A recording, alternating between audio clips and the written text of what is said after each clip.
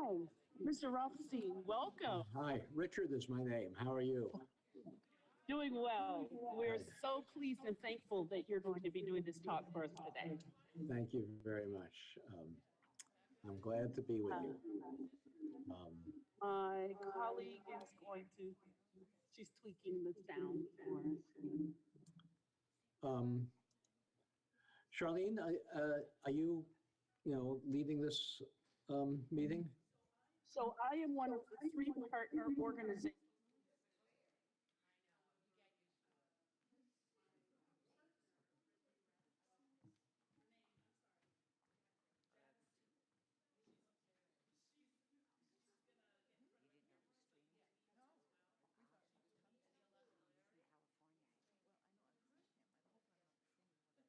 Be in contact with you. The only contact I have for this event is Louis Acosta. Oh, okay.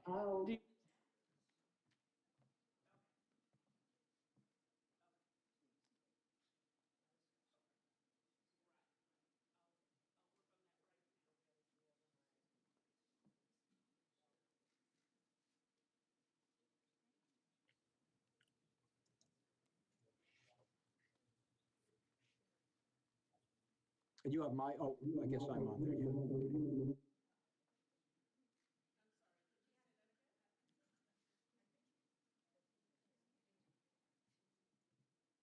I asked if you had my email address, but you don't need it if you're putting it in the chat. That's fine. Okay.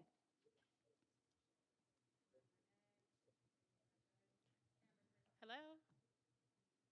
Good? Ready?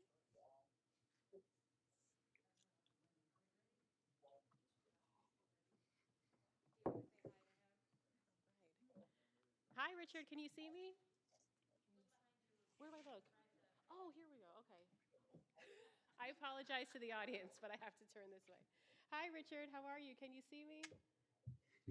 Hi. Yes. So you worked with Louis Acosta. He works for the Delray Beach CRA. And that's who is putting this event on today with the Spady Museum and also the Arts Garage, which is the facility that we're in today. Oh, we can't hear. I didn't hear him. Can you hear us?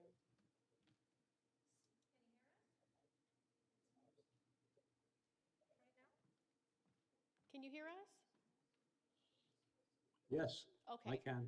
Perfect. We couldn't hear you for a second there. So we wanted to thank you for your time. Just in the room, there's some residents and different people from Delray Beach. I'd also like to recognize our CRA board chair, Ms.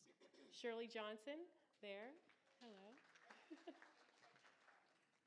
Also, our development services director, Anthea, is in the back also, so I'd like to recognize her.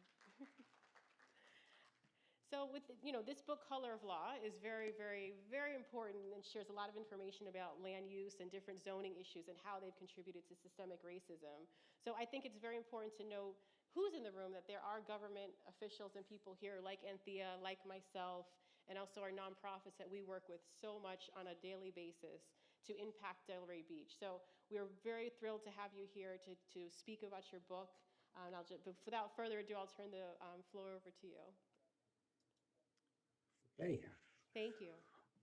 Well, thank you, Sarah. Thank you, Charlene. Thank you, Marjorie. Thanks all the rest of you for engaging with me in this discussion today. You can hear me okay, I assume.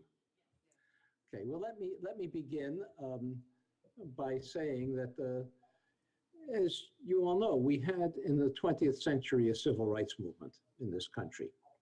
It began by challenging segregation in elementary and in colleges and universities and law schools, and then went on to persuade in 1954 the Supreme Court to prohibit legal segregation in elementary and secondary schools.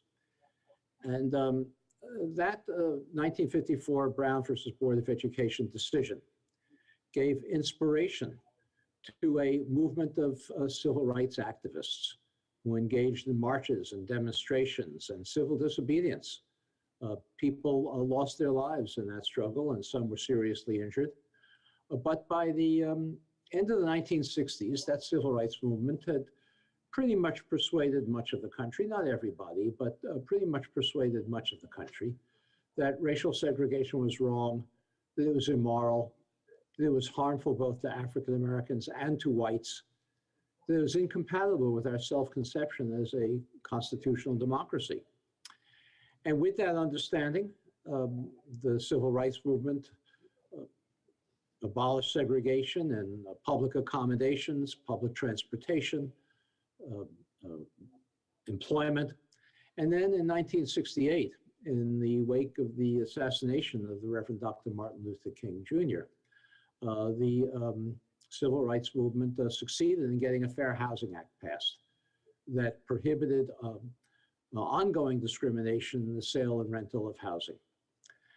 And then the civil rights movement ended at the end of the 1960s and left untouched the biggest segregation of all, which is that every metropolitan area in this country is residentially segregated. I've lived in many of them. Every one that I've lived in had clearly defined areas that were either all white or mostly white. Clearly defined areas that were either all black or mostly black. How could it be? If we came to an understanding that racial segregation was wrong, immoral, harmful to African Americans and whites, incompatible with our self-conception as a constitutional democracy, how can it be that we left untouched this biggest segregation of all? Well, partly it's understandable. It's hard to desegregate neighborhoods once we've segregated them. If we pass an ordinance prohibiting segregation of public accommodations, you can go to any restaurant you want the next day. We pass an ordinance prohibiting segregation in the neighborhoods, the next day things wouldn't look much different. So what we've done, all of us, and I mean all of us, blacks and whites, liberals, conservatives, northerners, southerners, Democrats, Republicans, we've adopted a national myth, a rationalization that we give ourselves to excuse ourselves from ending this biggest segregation of all, which we know is wrong, immoral, harmful to both blacks and whites, incompatible with our self-conception as a constitutional democracy. Well, the excuse goes something like this. We tell ourselves that the segregation forms that we adopted and that we prohibited in the 20th century, whether it was in colleges and universities or schools or public accommodations, this was all done by government. If the federal government was doing it, it was a Fifth Amendment violation, a violation of the Constitution, something that we have to, as a constitutional democracy, have to remedy. All of us as citizens of this democracy have to remedy it. If state and local governments were doing it, it was a violation of the 14th Amendment, also something that we understand is a civil rights violation and something that has to be remedied.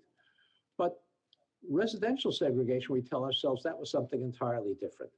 That wasn't done by law, by regulation, by ordinance, by public policy. That just sort of happened naturally.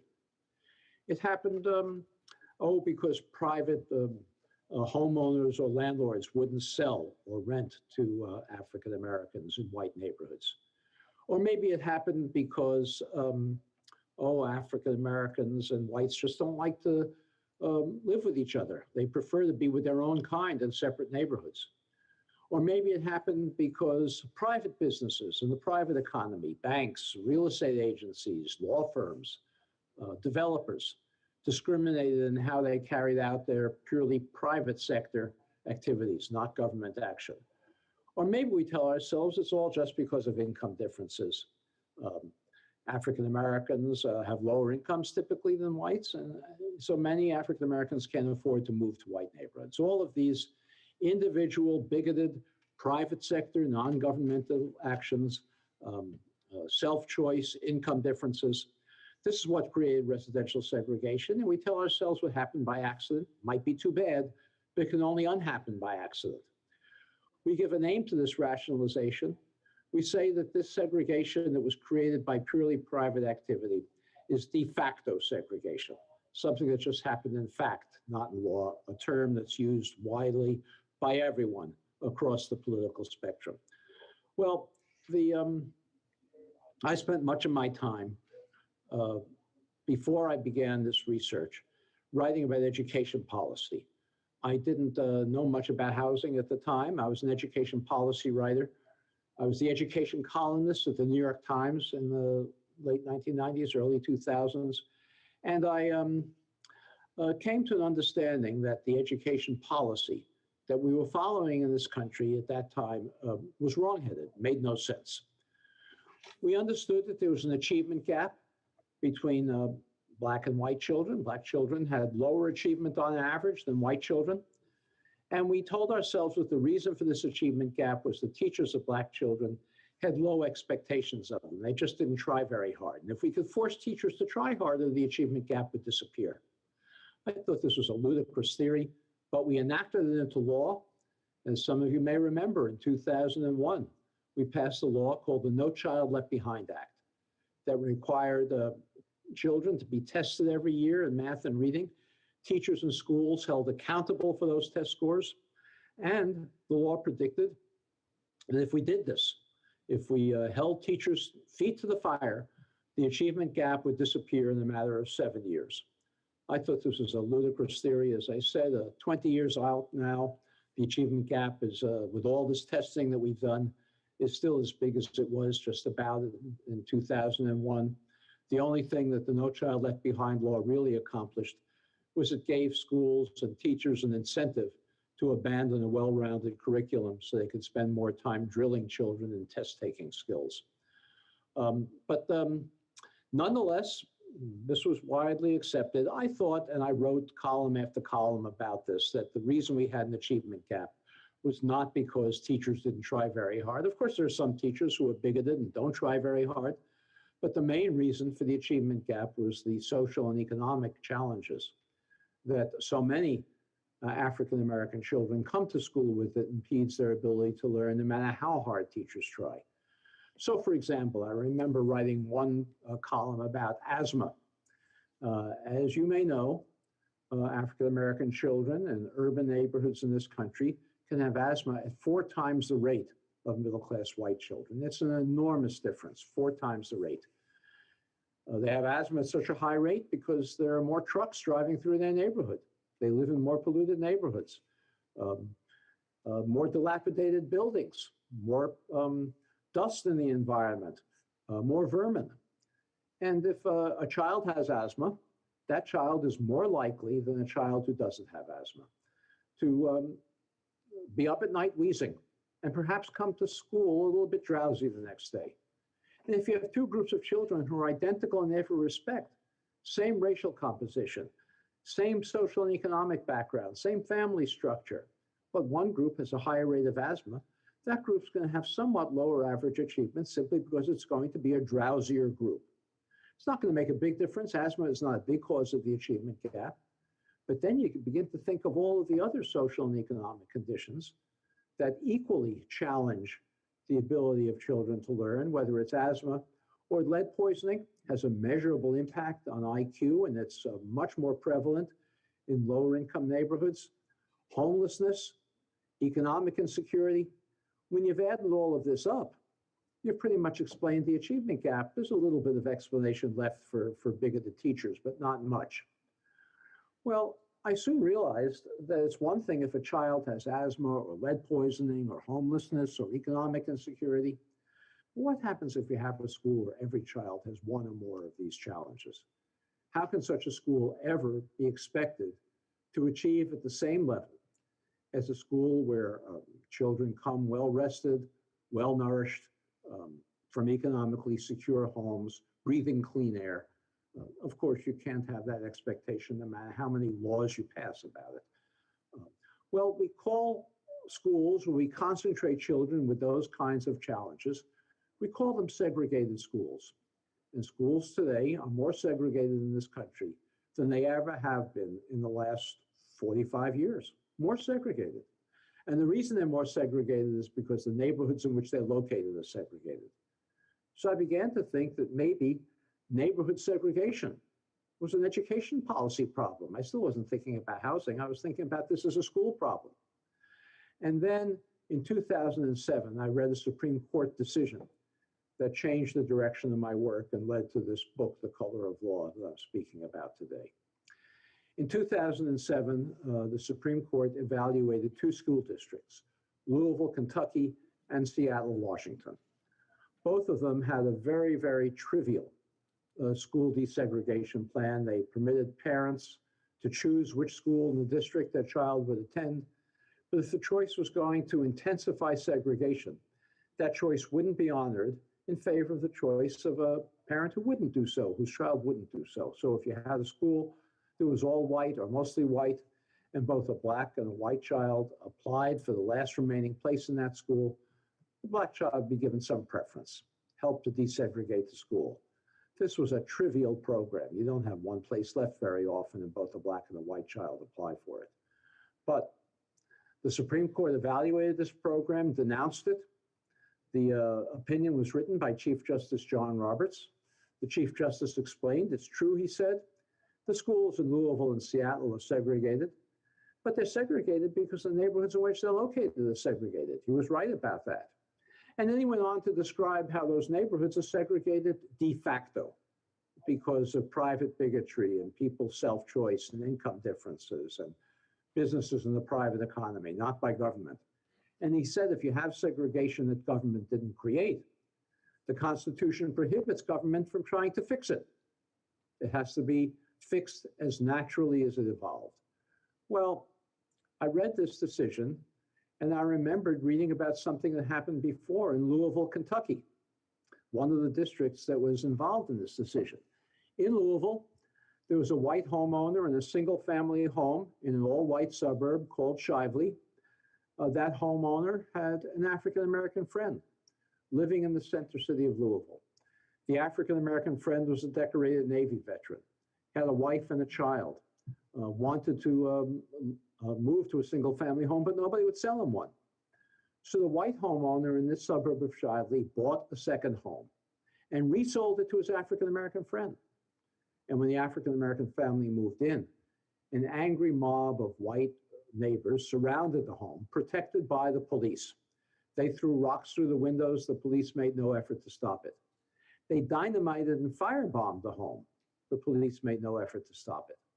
But when this riot was all over, the state of Kentucky arrested, tried, convicted, and jailed with a 15-year sentence the white homeowner for sedition, for having sold a home in a white neighborhood to a black family.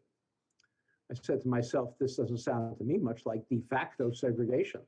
If the police, the criminal justice system, are all engaged in a conspiracy to maintain racial boundaries in Louisville, this is a violation of the 14th Amendment. These are all state actors. It's a civil rights violation. And all of us, every one of us, has an obligation to remedy it if we take our responsibilities as American citizens seriously.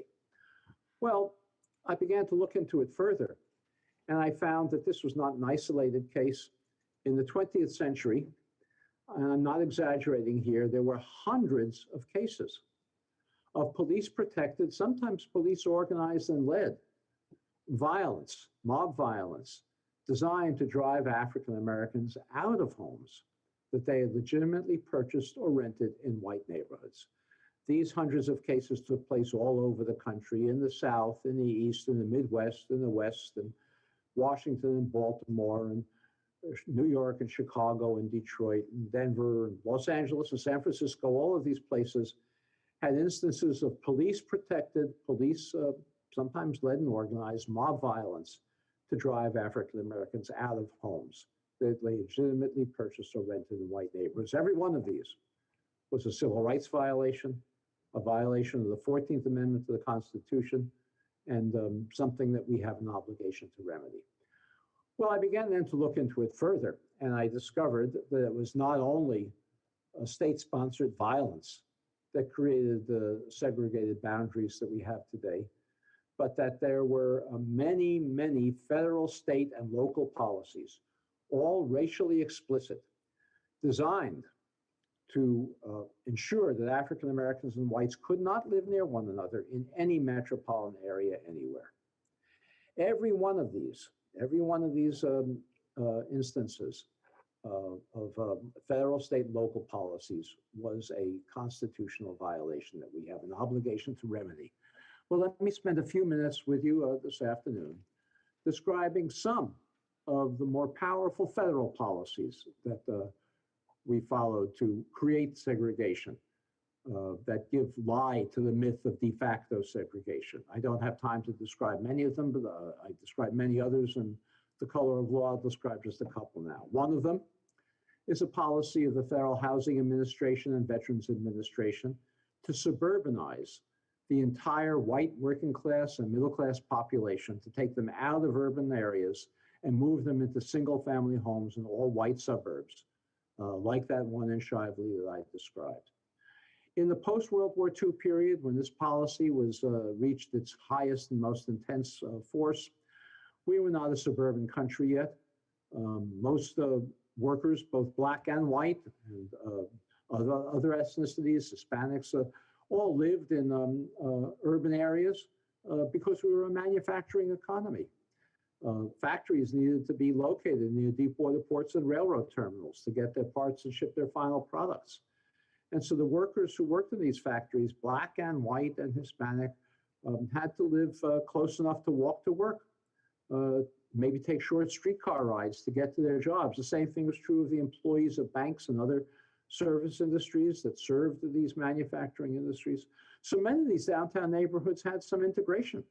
They weren't nearly as segregated as they are today. We'd be stunned if we were transported back to the mid-20th century to see the extent of integration that existed in urban areas at that time. But the federal government decided to move the entire white working class, middle class population out of these non-segregated urban areas into single family homes in all white suburbs and prohibit African Americans from doing the same. The program was designed both for workers who were already living in these areas and for returning war veterans, of whom there were millions needing housing. The best known of these, and perhaps you've heard of it, outside New York City, called Levittown, 17,000 homes in one place, an enormous development. No bank would be crazy enough to lend William Levitt the money to build 17,000 homes in one place out in the suburbs where nobody was living, and for which he had no buyers as yet. Banks wouldn't do it. And the same was true for all these other developments everywhere else in the country. The only way that Levitt and the other developers of suburbs could get the capital to buy the land and build these homes was by going to the Federal Housing Administration and Veterans Administration, submitting their plans for the development, the materials, construction materials that they were going to use, the architectural design of the homes, the layout of the streets, and a federally required commitment never to sell a home to an African American. The Federal Housing Administration and Veterans Administration even required Levitt and these other developers to place a clause in the deed of every home prohibiting resale to African Americans or rental to African Americans. This was not the action of rogue bureaucrats. This was a written federal policy. The Federal Housing Administration had something called an Underwriting Manual. It still has one today, but it no longer has this racial language in it. The Underwriting Manual is distributed to appraisers all over the country, whose job it was to evaluate the applications of builders to build suburban developments, the applications to get federal bank guarantees. The manual said that you couldn't, if you were an appraiser, recommend for a federal bank guarantee a development that was going to include African Americans with whites. The manual went so far as to say you couldn't even build an all-white development if it was going to be located near where African Americans were living, because in the words of the manual, that would run the risk of infiltration by inharmonious racial groups. That's what the federal policy manual said. This notion of de facto segregation is utter nonsense. This is a federally constructed, unconstitutional system of housing segregation. We created a white noose around metropolitan areas all over this country with this explicit federal racial policy. In my book, The Color of Law, I have a photograph of a 6-foot high, half-mile long concrete wall that a Detroit area developer was required by the Federal Housing Administration to construct to separate his development from a nearby African-American neighborhood as a condition for getting a federal guarantee for his bank loans. As I say, this is unconstitutional federal housing policy practice everywhere in the country. Well, these homes were inexpensive at the time. They cost $8,000 or $9,000 everywhere in the country. In today's inflation-adjusted money, that's about $100,000. Any working class family, any returning war veteran who had jobs in the post-war economy could have afforded a home for $100,000. If they were returning war veterans, no down payment was required. White families bought those homes, left urban areas. Black families were prohibited from purchasing them and remained in urban areas. Then, over the next 15, 20 years, those $100,000 homes gained in value. They no longer sell today for $100,000. They sell for $300,000, $400,000, $500,000. In some parts of the country, $1 million or more. The white families who owned those homes gained over the next couple of generations equity, wealth from the appreciation and the value of their homes. They used that wealth to send their children to college. They used it perhaps to cover temporary emergencies, maybe temporary unemployment. They used it to subsidize their retirements. And they used it to bequeath wealth to their children and grandchildren, who then had down payments for their own homes. African Americans were prohibited by explicit federal policy from participating in this wealth generating program. The result is that today, African American incomes on average are about 60%, 60% of white incomes. African American wealth on average is about 5% of white wealth. You would think that people with similar incomes could save the same amount of money. If there's a 60% income ratio, you'd think there'd be a 60% wealth ratio as well. But that enormous disparity between a 60% family income ratio and a 5% household wealth ratio is entirely attributable to unconstitutional federal housing policy practiced in the mid-20th century that's never been remedied, that we, all of us, have an obligation to remedy. Let me describe one other policy that the federal government followed. As I say, there are many, many others. I don't have time for all of them. One of them is public housing. The federal government never had public housing. We never had public housing in this country until the New Deal, until the Depression, until the Franklin Roosevelt administration. The first public housing in this country was built by the New Deal. It created segregation in many neighborhoods around the country that hadn't previously been segregated. As I mentioned, we had many more downtown non-segregated neighborhoods than we have today.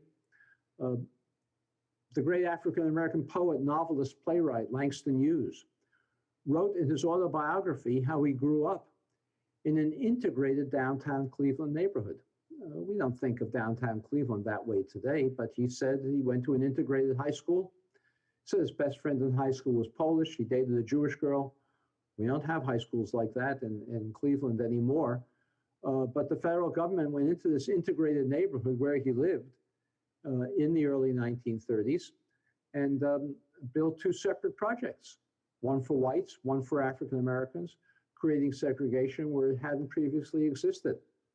It did the same thing throughout the country, anywhere where the public housing authorities in the 1930s and afterwards built public housing, they segregated it, creating segregation for the first time. In my book, The Color of Law, I like to describe the self-satisfied, smug places that think they're better than everybody else and how they created segregation. One of them you may have heard of, Cambridge, Massachusetts. The area between Harvard and MIT was a fully integrated neighborhood in the 1930s called the Central Square neighborhood.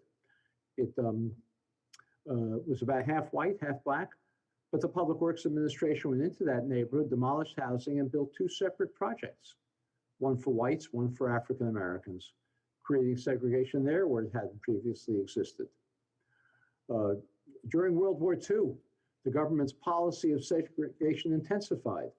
Hundreds of thousands of workers flocked to centers of war production during World War II to take jobs in war industries that hadn't existed prior to the war, during the Depression.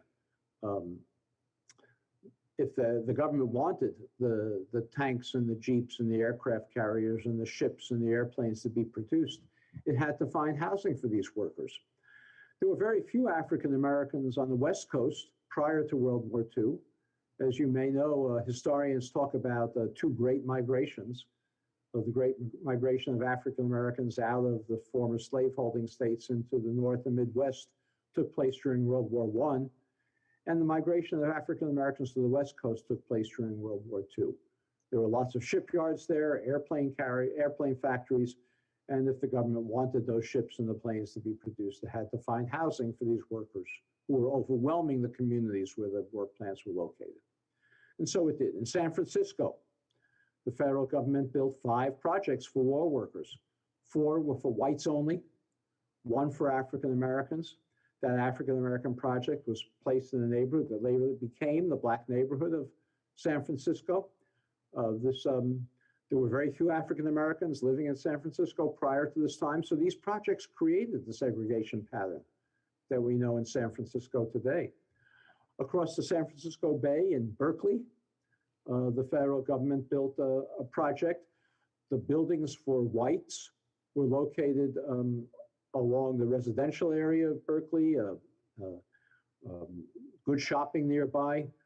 The project for African Americans was placed along the railroad tracks in the industrial area. These were all workers who were working in the same shipyards, but having to live in separate housing because of federal government racial policy. The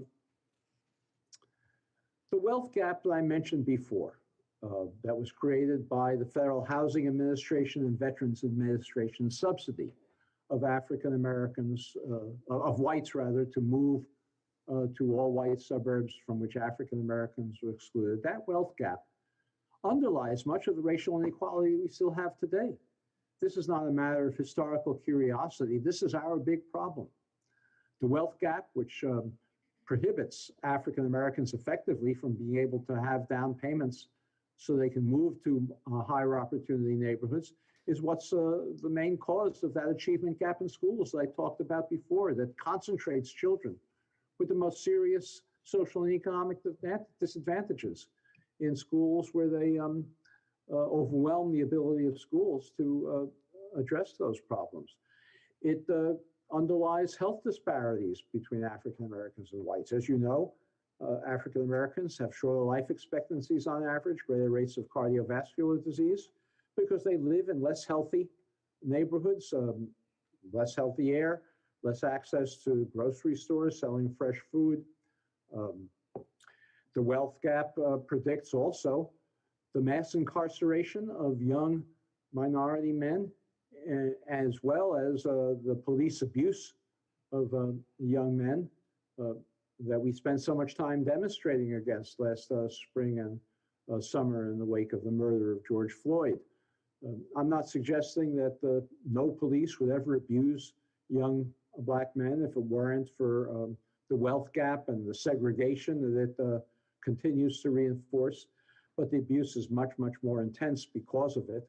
When you concentrate the most disadvantaged young men in single neighborhoods without access to good jobs, without access to the transportation to get to those jobs, without the ability to attend the schools that aren't overwhelmed by the social and economic problems of their children, when you concentrate young men like that in single places, it's inevitable that the police are going to engage in confrontations with them, that the police will adopt tactics of an occupying force in a disaffected, disadvantaged, low-income, homogeneous neighborhood, in much the same way that the occupying forces developed similar tactics in places overseas, like the British in India or the Belgians in the Congo. This is the way in which police operate in this country, in neighborhoods where we concentrate the most disadvantaged families with no opportunity to improve their conditions of life. Well, these are the consequences of racial segregation. The policies to redress segregation are well known. There's no mystery about them. Policy experts, journalists like me, think tanks, they spin out ideas about what to do about segregation all the time. What's missing is not policy ideas. What's missing is a new civil rights movement that, like the movement of the 1960s, is going to create the political environment where we can begin to redress some of these policies. I can give you an example of some of these policies. They're all presently unrealistic, not because they're not well designed, but because we don't have the political will, the public will to embrace them.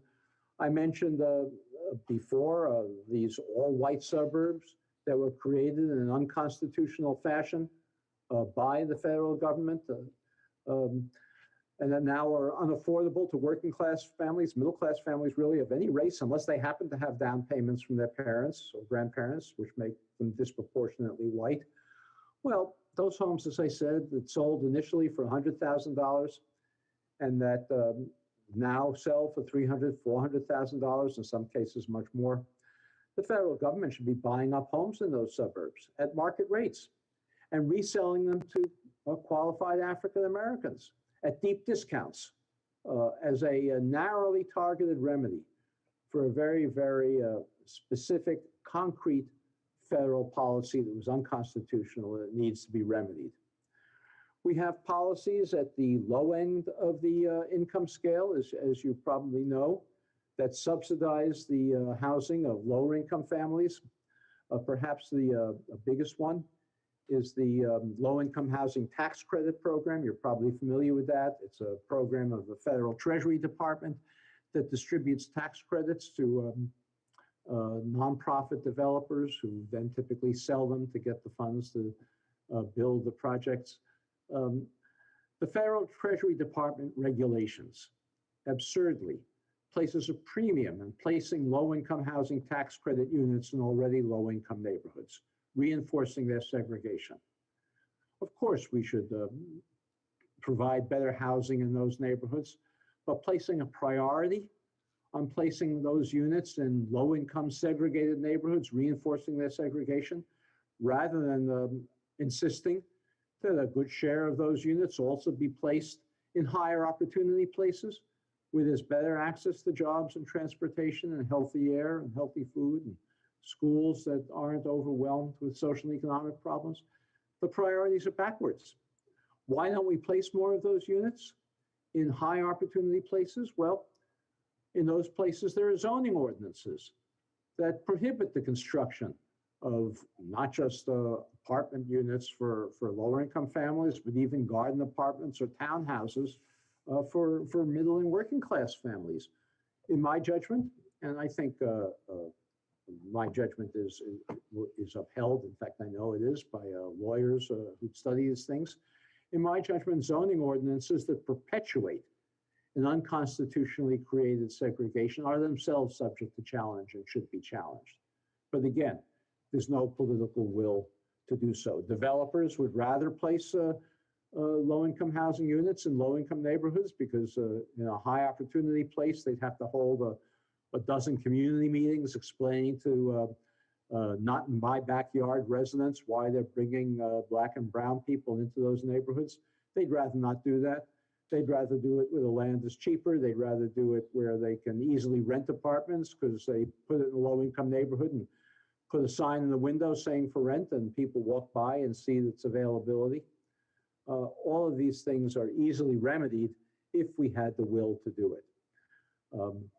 As I say, we're not going to remedy these situations without a new civil rights movement that's going to develop the political will to do it. I'm involved with a group of national civil rights leaders who are now creating something they call a new movement to redress racial segregation. This new movement will place organizers in communities to create biracial, multi-ethnic committees that will try to create the will to attack some of these problems and to redress segregation that we're constitutionally required to do. I don't know, Charlene or Sarah or Marjorie, if you're going to send any follow-up to attendees at these meetings. But if you are, I can give you links, not only to how people can be more informed about these developments, but also to some of the articles that I've been writing about what we can do to redress segregation, articles that come out of a new book that I'm working on that will be a sequel to The Color of Law, about what our policies should be. So I can send those to you if you want to distribute them to attendees. With that, I will conclude, and I would be delighted to take any questions that you might have and engage in discussion with you. Thank you very much.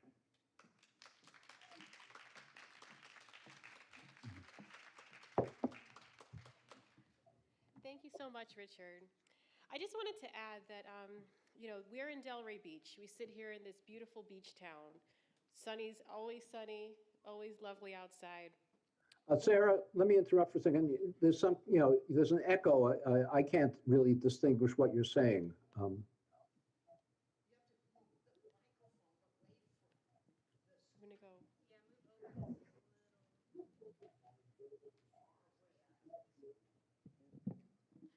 Is that better? Okay, I can try. Yeah, yeah.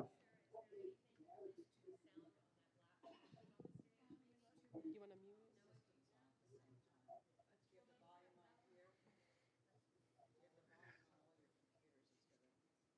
Yeah, I think if you turn off the computer that you're streaming this on, if you're going to use the microphone, that will help.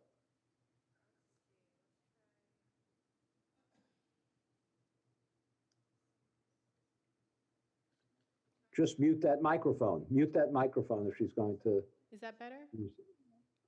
Let me see. Can you say something? No, now I can't hear you at all. Sorry. I'm no technical expert. This works because it's not quite. Do you want me to use that mic? Okay. Well, you're muted now. Okay. Yes, not from you, just from Sarah. Renee. Oh, that's Renee. I'm sorry. Hi, that's okay. Oh, okay. All right. Well, okay. I'm not getting feedback from Sarah, but I am getting it from Renee. Oh, that would be great. Yes. Okay. Perfect. Perfect. I'll yell for you guys. I have a small voice, but I was just saying that, today we sit here in Delray Beach. It's beautiful, it's picturesque. We see the sunshine every day, but we're not immune to these racially segregating policies. While they all may not exist explicitly today, we're living amongst people that experience this and grew up in this and raised families in this environment. And I think it's really important to know when we're working with people, when we're engaging with people, to understand that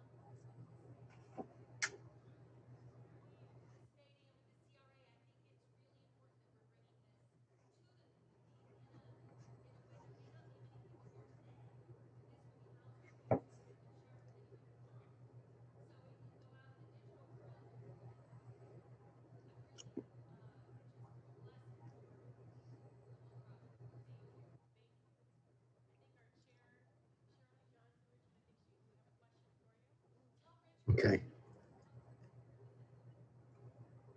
I'm Shirley. Okay, terrific. Thank you. Can I just say one quick thing? You know, I think that in probably 15 months, this is the first time I've spoken to a live meeting. So it's so refreshing. It is so refreshing. Thank you so much, Richard. You won't believe this, and I'm embarrassed to say it. I purchased your book over 3 years ago, but because I've been rather busy doing a few things around the city, I haven't had an opportunity to read it. I thumbed through it, I saw the pictures, I've lived it. Coming from the South, we have a different take on it. You spoke mostly about Kentucky. That's probably not the only southern state you have studied, but it's such a difficult thing to undo. Not even talking about racism and slavery and all of that. But when you recognize that our federal government, our state governments, our local governments have perpetuated this system of systemic racism, and we're just beginning to even understand it.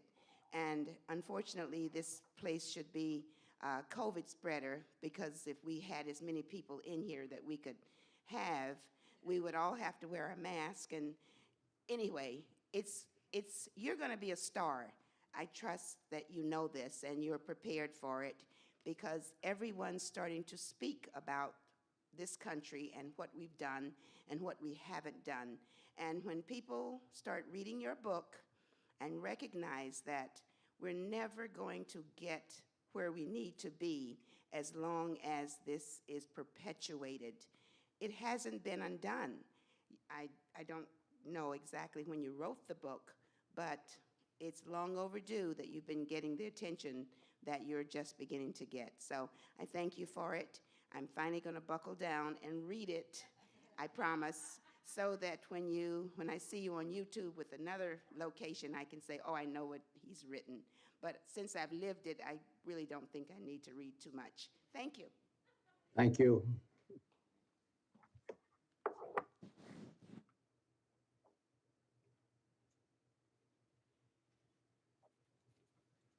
Richard, hi.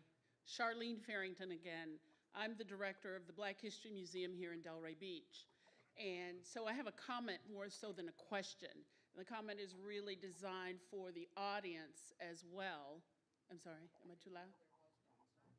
Oh, I'm sorry. She said she didn't realize there was a Black History Museum in Delray Beach.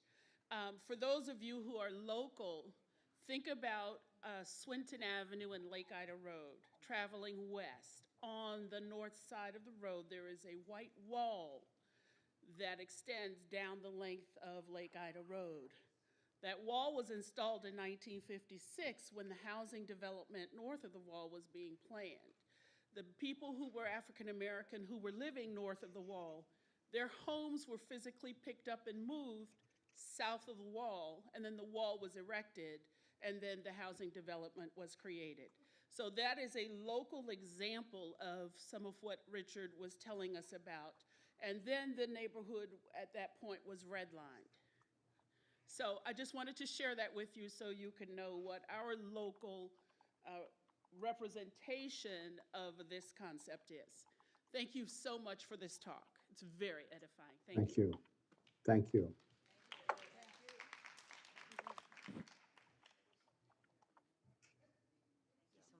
Hey, Richard. Marjorie Waldo. I'm the CEO of Arts Garage, where we're hosting this event, and I'm very grateful that you're here.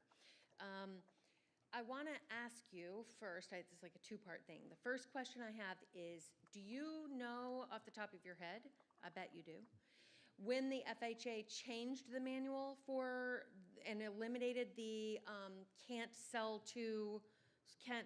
loan to African Americans? Do you know what year that was? Yes.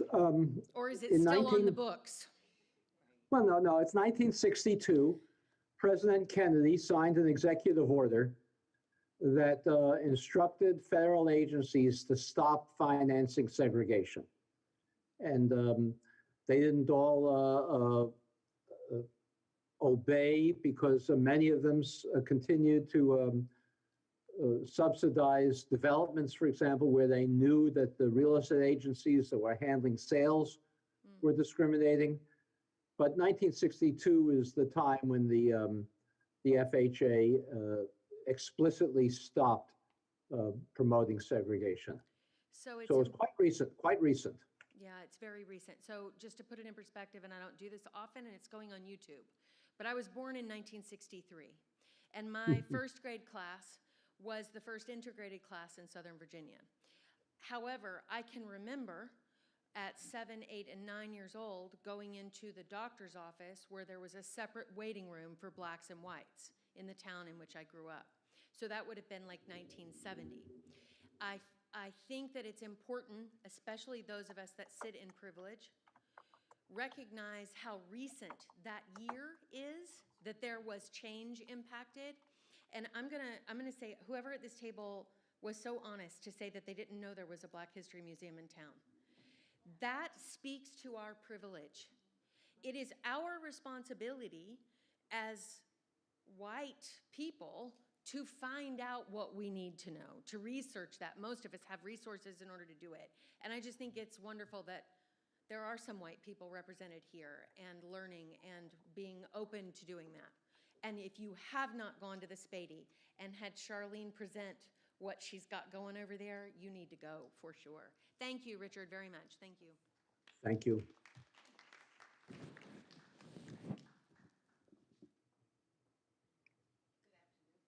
Richard, my name is Dr. Joan Cartwright, and I read an article by you about 7 or 10 years ago.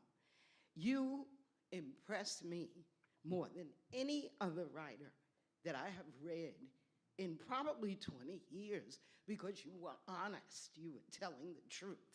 So my question is this. I've been a legal secretary for 25 years. This sounds like fraud to me. How do we bring a case that will help us? We have reparations. What is reparations? You know, this is more than money.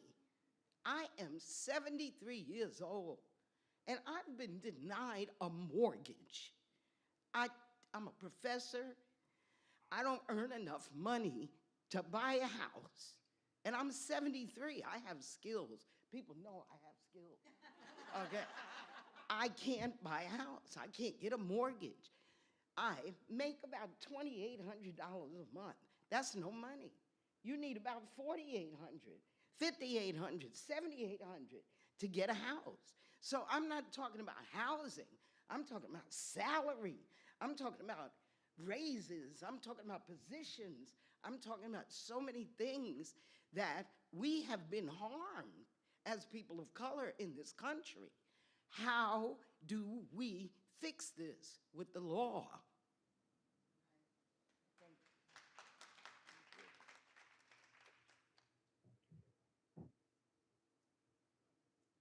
Hi, I'm Susan Brender, and I'm... Let him answer. Oh, I'm so Oh, what, do sorry. you want me to respond to that? Sure, I can. Well, sure. Well, first, let me say it. If you're 73 years old, you're just a child to me. So we got lots of time. We've got lots of time to fix this. Well, all I can do is emphasize what I said earlier, and I want to emphasize it again because it's worth emphasizing. You know, I wrote the book, so I clearly believe in educating people about this history. But educating people isn't enough. No matter how aware people are of this racial history, unless they organize to take action, to redress it, being sophisticated observers of segregation is not enough. And that's why it's so critical that we take action to redress it. For example, I'll give you one example that, you know, I'm writing a new book now about what we do about it. And it's really going to be a guidebook to civil rights groups about how they can take action. So we have a problem in this country. We have many, many policies, as I mentioned in the talk I gave that have a discriminatory effect, even though they don't name race as the reason. And maybe even race isn't the intended reason, but they have a discriminatory effect. One of the most important is the fact that African American homeowners pay property taxes at a much higher rate than white homeowners. Their properties are assessed in communities all over this country at a too high rate relative to white property assessment. Why does this happen? Well, a number of reasons. One is that in most cities and counties, they save money by not doing reassessments very often. Well, if you don't do reassessments very often, Black neighborhoods, homes in Black neighborhoods are appreciating in value faster than homes in Black neighborhoods. As white neighborhoods are appreciating in value faster than Black neighborhoods. What that means is that the assessed value of a home in a Black neighborhood is closer to its market rate than the assessed value of a home in a white neighborhood, which is far below, much farther below its market rate. So African Americans and whites who are living in homes of similar market value are not paying the same property tax amount. Well, there's lots of reform ideas about how to change the assessment system, do them more frequently. There are lots of other things. But we need more than that. We need refunds to the African Americans who've been exploited by paying excessive property taxes. That can't be accomplished by lawsuits. It can only be accomplished by an organized movement of civil rights activists. As I said before, that movement has to be both biracial and multi-ethnic. African Americans cannot fix this problem by themselves. They're just not powerful enough. They're more powerful than they ever have been before, but they're not powerful enough to fix this problem by themselves. So we need to organize biracial, multi-ethnic committees that organize to demand that their local jurisdictions that have collected unfairly high property taxes from Black neighborhoods refund to Black homeowners that excess payments. And, you know, from paying these excess property taxes, we have higher foreclosures in Black neighborhoods because people can't pay their property taxes, among other reasons. We have tax sales of homes in Black neighborhoods where jurisdictions sell properties that were owned by African Americans just for the taxes, and they lose all the equity that they had put into the home. So, but this can't be done without a civil rights movement. It can't be done. So I'm not minimizing, obviously, I wrote the book, I'm not minimizing the importance of education and learning about this. But, you know, I'm almost tempted to say, I don't care what's in your heart so long as you take action to narrow racial inequality. And that's my focus. Let me say, I said earlier, I can send material to you to distribute about this. One of the things I can send you is a curriculum that high schools can use to teach this history accurately. In The Color of Law, I review all the textbooks, the most commonly used in American high schools today. They lie about this history. They promote the myth of de facto segregation. We, that is this new movement to redress racial segregation, has sponsored an alternative curriculum. Every one of you can form a committee in your local community to examine the textbooks that are used in your high schools to see if they're lying about this history, and then going to your superintendent and school board and principals and insisting that they take action to correct that misteaching. And I guarantee you that if you start a dispute in your schools about how they're teaching racial history, that discussion will leak out into the broader community as well. So those are the kinds of things that I have in mind to begin this process of redressing racial segregation. Because if the next generation doesn't learn this history any better than ours has, they're going to be in as poor a position to remedy it as we have.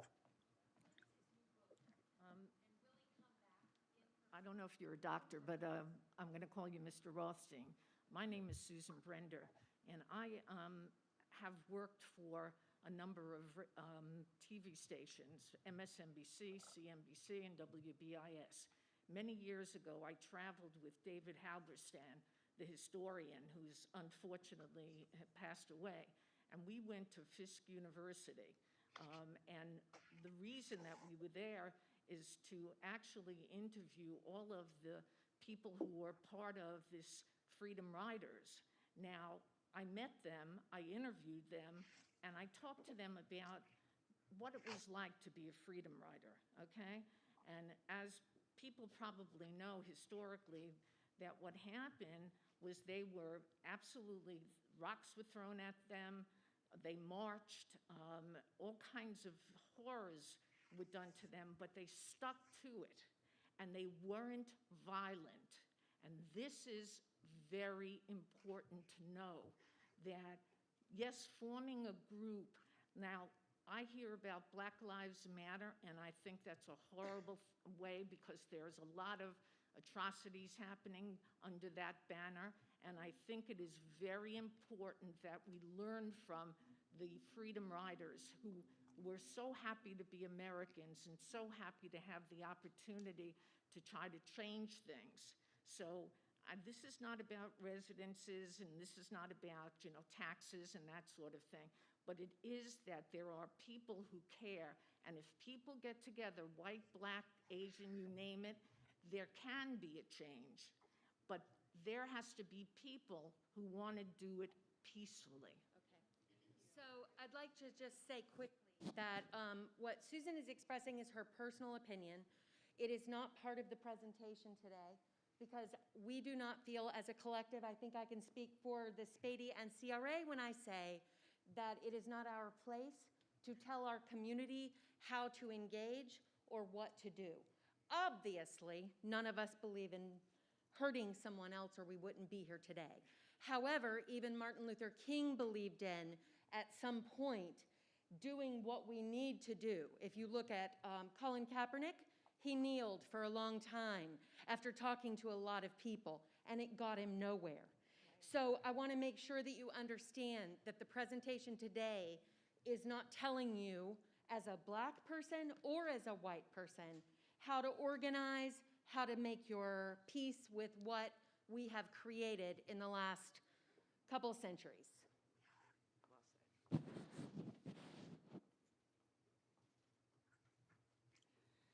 Hello, Mr. Rothstein. My name is Julie Polito. I think this is my second meeting with you. I think I saw your curriculum. I'm affiliated with a couple different organizations. I'm teaching right now, so I go to their book speaks kinds of presentations. And you presented a lot of maps. A lot of maps on redlining and a lot of maps around different neighborhoods throughout the cities, different cities, and how the situation that you described here today and what your book is about, segregation occurred or was maintained or was actually developed for that intention through housing laws and housing plans and city plans and so forth. I was wondering, and the woman who spoke a little while ago mentioned reparations, and I was thinking about, you gave two examples of how to use the disparities with real estate. You gave two different examples of how they could be done differently so that those properties would be offered to Black families for purchasing at reasonable rates. I'm wondering if that can actually be, what do you think? Do you think that could actually be done as part of reparations? Because giving money is never making anybody happy, right, in the government. They don't like to give people money. We have these arguments all the time, right? So, but giving them, but including those real estate examples that you gave, what do you think? Do you think that in some way those might be factored into reparations? Well, as I said in The Color of Law, I don't use the term reparations very much. I think it's too loosely thrown around, the term, and most people misunderstand it.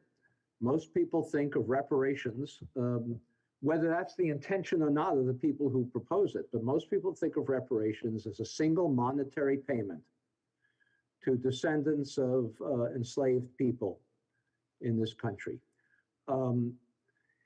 It would never be substantial enough to make a big difference. It would be a token payment in practice, and it wouldn't fix the problem, because it took many generations to create this inequality, and fixing it is going to be a multi-generational task.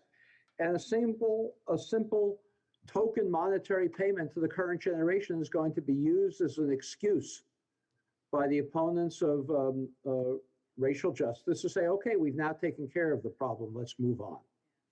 I'm not suggesting. Well, I prefer to talk about Okay. what?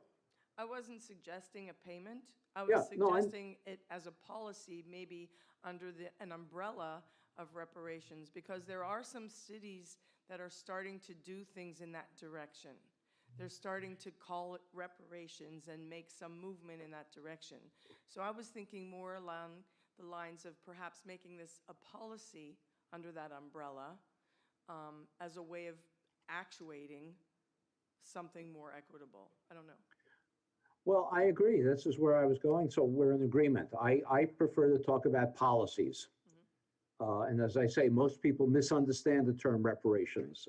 Of course, if you think about it carefully, anything that repairs the past is a form of reparations, and policies are among those, but that's not the way most people understand the term. Some policies that we should follow will cost a lot of money. It's not that I'm opposed to spending money to fix this. I'm an advocate of it. If the federal government were going to go around buying homes in neighborhoods that African Americans were excluded from when they were affordable and that are now unaffordable, and reselling them at affordable prices to African Americans, that would be a very expensive thing to do. We should do it. There are many things that we should do that don't cost a penny. For example, prohibiting zoning ordinances that prohibit the construction of townhouses or garden apartments or even low-level apartment buildings. That doesn't cost anything to prohibit that. It's constitutionally required in my judgment. But so there's a range of policies that we should follow, some of which will be expensive, some of which will be no cost. And if you want to call all of them reparations, I certainly have no objection, but that's not the way most people understand the term reparations. I understand. Thank you. And I'm very glad to hear you say a civil rights movement. Well, I'm going to send you a link. I'm going to send you a link where you can sign up to receive information about this new civil rights movement, and eventually be put in touch with other people, not in your profession, people you don't know, who are in your community, who also want to take steps to redress segregation. I appreciate it. Thank you.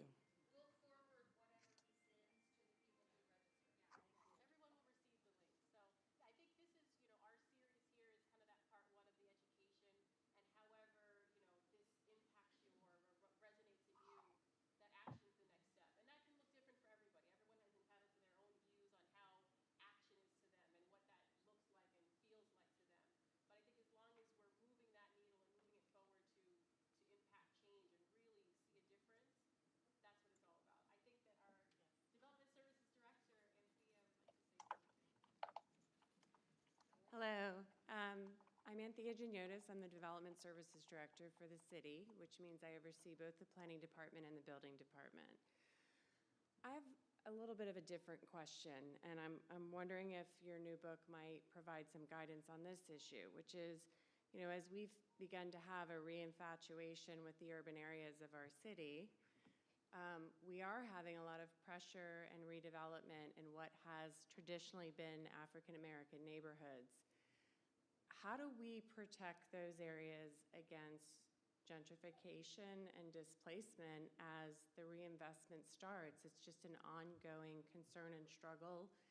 And outside of overcorrecting land use and policy in the opposite direction, any ideas you have, I think we would really benefit from. Both the city and the CRA struggle with this on a regular basis. Okay, if I understood the question correctly, I had a little bit of difficulty understanding it, but what do we do about gentrification and displacement? Is that what you're asking? Right. Okay. As these neighborhoods have become really attractive, we're having redevelopment happen, and how do we protect, our residents who have been in these areas for generations from being displaced? Yeah. Well, as I said, policies to redress segregation are well known. What's missing is the political will to adopt them. So the policies to prevent massive dislocation by gentrification are easy to figure out. First, we need rent control. That's tough and enforced. Doesn't prevent anybody from setting initial rents when they build new projects, so it doesn't restrict the housing supply. What it does do is it prevents landlords from raising rents as a community gentrifies beyond what's reasonable for a fair rate of return, which is the original rents based on adjusted for inflation. So rent control is key. A second policy is limits on condominium conversions. There are many communities, well, I don't know many, there are some communities that have placed such limits on condominium conversions, converting rental units to condominiums. Not prohibiting them entirely, but placing limits on them. Third is inclusionary zoning requirements, so that new multi-unit projects in a gentrifying area has to set aside a share of units, not just for low-income families, but for moderate and working class families, as well as the market rate units that they want to create. And finally, and this is a big one, is freezing property taxes for existing homeowners. Many homeowning families are forced to leave their homes, leave their neighborhoods, even though they fully paid for the homes, because they can no longer afford the property taxes as the property values increase. There is no reason why you can't do that without any long-term damage to public treasuries, because if you freeze property taxes for existing homeowners so that they pay property taxes at their original purchase price, plus an inflation adjustment, you can still recoup the lost property taxes at point of sale.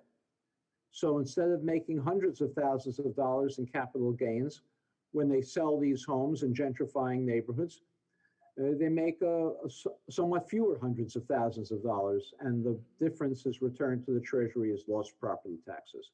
So that's another important policy that we should implement to redress. Great, thank you. Okay.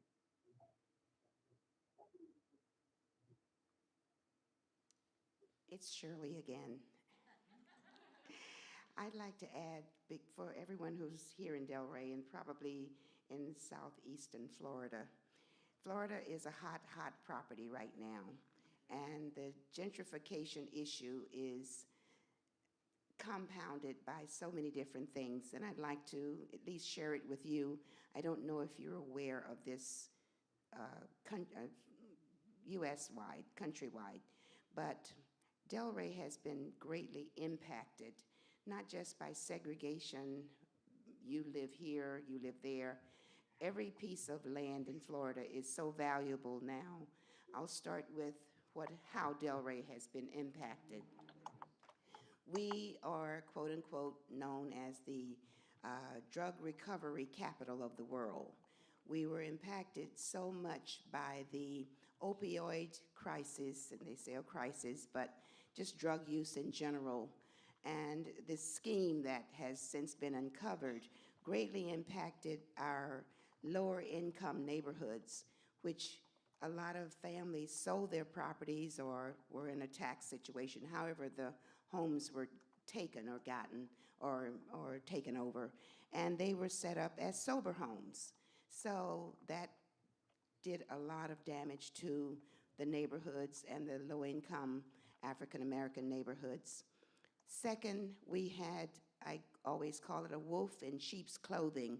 We had a lot of, I had a loss for exactly how to say it, but what do they call it when you sell your home, or you don't sell your home, but you go to a mortgage company and they were, somebody help me? Reverse mortgage. Thank you. Reverse mortgages greatly impacted our communities. People desperate for funds to repair their roofs, to renovate their homes, just to upgrade them because they may have been poorly constructed in the beginning. That was the second impact to not be able to ward off gentrification.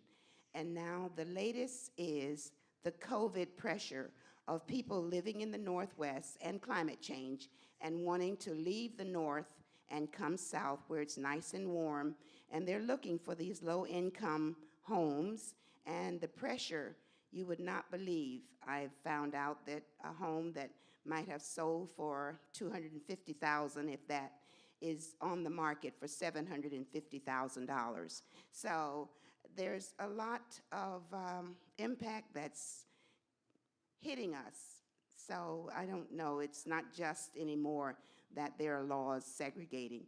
It's a matter of, can you even afford to live in some of our communities? Thank you.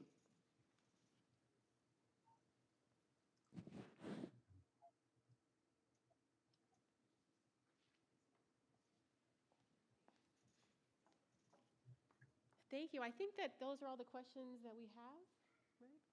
Correct. Well, I have one for you, Richard. When is your next book coming out? And when it does, are you willing to come to Delray Beach in person and present your work to us?